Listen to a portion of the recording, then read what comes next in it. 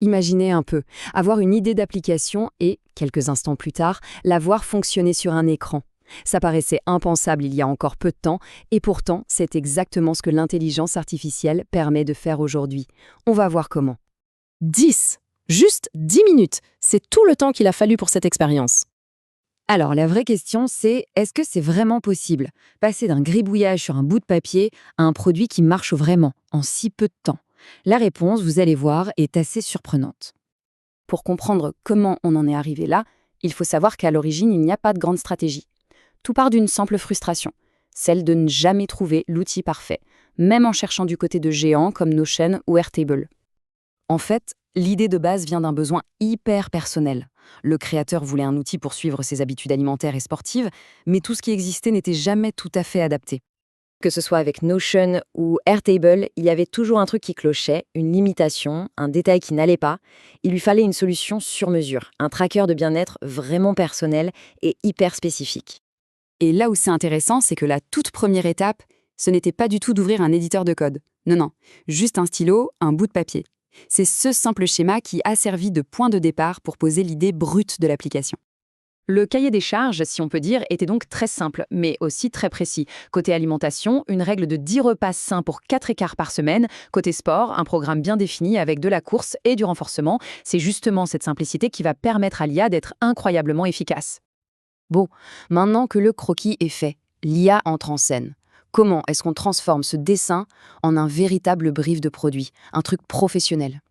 Le processus est d'une simplicité désarmante. On prend le dessin en photo, on dicte le concept à une IA comme ChatGPT en lui demandant de se comporter comme un chef de produit. Et là, l'IA renvoie une description complète qui inclut même l'architecture et les bonnes pratiques de design. Et c'est là que ça devient complètement fou. Le résultat était si détaillé, si complet, que l'IA a même été au-delà de sa mission en proposant de générer elle-même une maquette sur Figma, l'outil de référence de tous les designers pros. Ok, on a le plan. Maintenant, il faut construire la partie visible de l'appli, le front-end.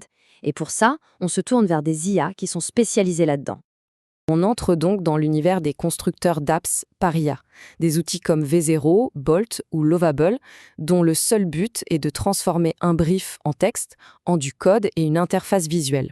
Pour voir lequel s'en sortait le mieux, le créateur a soumis son projet aux trois en même temps. Et ce qui est fascinant, c'est que chaque outil a eu sa propre interprétation.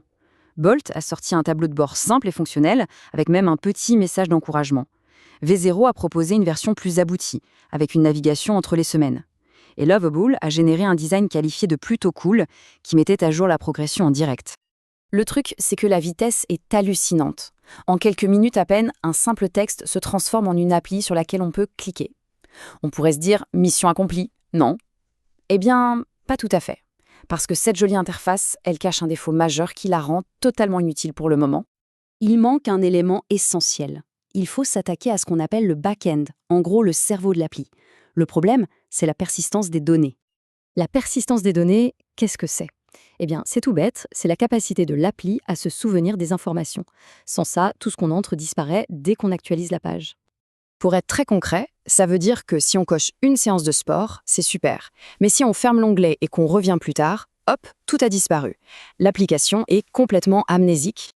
Et la solution, vous allez voir, elle est presque trop simple.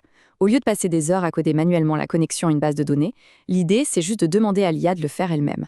On lui indique simplement un service comme Supabase et on la laisse travailler. Et là, on arrive au moment clé. Avec une seule phrase, l'IA va tout automatiser. Elle configure la base de données, elle crée une nouvelle table pour stocker les infos, qu'elle appelle Fitness Week, et surtout, elle écrit tout le code nécessaire pour que l'interface et cette mémoire communiquent en temps réel. Vient alors le moment de vérité, le test ultime.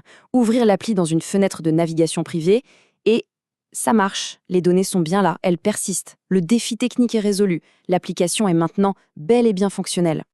Ce qu'il faut bien comprendre, c'est que cette histoire, ce n'est pas juste une anecdote amusante. Ça illustre une vraie transformation, une révolution dans la manière de créer des logiciels. Le créateur a même donné un nom à cette méthode, le vibe coding. L'idée, ce n'est plus de taper chaque ligne de code, mais plutôt de décrire une intention, une vibe, un feeling.